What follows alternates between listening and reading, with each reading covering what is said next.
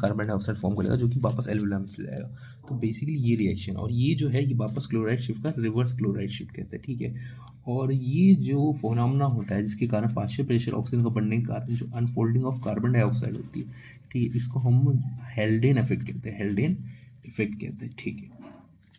अब इसके बाद रेगुलेशन और डिसऑर्डर्स बचे यार, तो यहाँ पे हम लोग जरा देख लेते हैं कि कौन से सेंटर बेसिकली कंट्रोल करते हैं। देखो जो हमारा ब्रेन है यहाँ पर जो है ना आपका आ जाता है मीड्यूला पोन्स एरिया, और यहाँ पे आ जाता है आपका मीड्यूला एरिया, ठीक है। और इन दोनों के बीच में यहाँ पे कीमियो सेंसिटिव रीजन्स होते हैं, ठीक है। तो देखो मीड्यूला क्या करता है, वो कंट्रोल करता है हमारी नॉर्मल ब्रीथ को, तो नॉर्मल ब्रीथिंग जो होती है उसको मीड्यूला कंट्रोल करता है, ठीक है।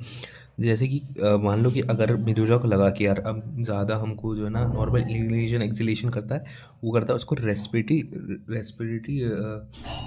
रिदम सेंटर कहते हैं, ठीक है।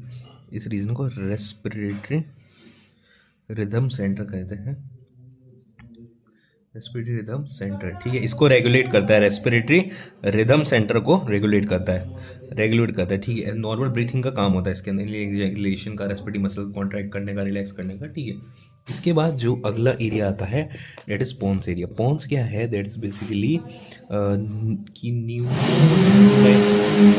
बेसिकली पोन्स के अंदर क्या होता है ना, न्यूमेटॉक्सिक सेंटर्स होते हैं बेसिकली, जो स्विच ऑफ करते हैं, स्विच ऑफ सेंटर के भी तरह इसको कॉल करते हैं, ठीक है। तो बेसिकली क्या करता है ना कि इनहिबिटरी सिग्नल्स को पास ऑन करता है, और इनहिबिटरी सिग्नल्स को पास ऑन करता है अपना आरसी को, that is respiratory rhythm centres को पास ऑन करता है, ताकि उनकी जो ब्रीथिंग रेट वगैरह है उसको रेगुलेट किया जा सके, और जो है नंबर ऑफ जो रेट है, नंबर ऑफ ब्रीथ्स है वो इंक्रीज किया जाता है। एट द सेम टाइम जो ज़्यादा कार्बन ऑक्सीजन उसके अंदर ले जाए, तो बेसिकली ड्यूरेशन जो है उसको डिक्रीज कर दिया जाए इसके थ्रू, बेसिकली ब्रीथिंग का नंबर इंक्रीज हो जाएगा और ड्यूरेशन कम हो जाएगी। तो ये इनहेबिलिटी है, और सिग्नल करते हैं आरआरबी को, आरआरसी को, कि भाई रेट को जो है ना जल्द से जल्द आप इंक्रीज करो, नंबर ऑफ ब्रीथ को इंक्रीज करो, और ड्यूरेशन को ना कहीं कम कर दो।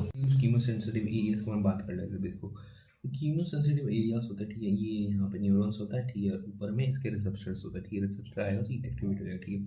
तो जो कीमोसेंसिटिव एरिया है इसके अंदर बेसिकली क्या होता है, कीमोसेंसिटिव रिसेप्टर्स होते हैं। तो ये दो तरीके के होते हैं, तो अपना सेंट्रल नर्वस सिस्टम, ठीक है, एक अपना central medulla, not central nervous system, central medulla, ठीक है, नियर अपना आरआरसी के, जो रेस्पिरेटरी रिदम सेंटर उसके पास होता है, ठीक है। ये कार्बन डाइऑक्साइड और H+ के कंसंट्रेशन को डिटेक्ट कर लेता है, ठीक है। अगर इंक्रीज हुआ तो ये एक्टिवेट हो जाएगा।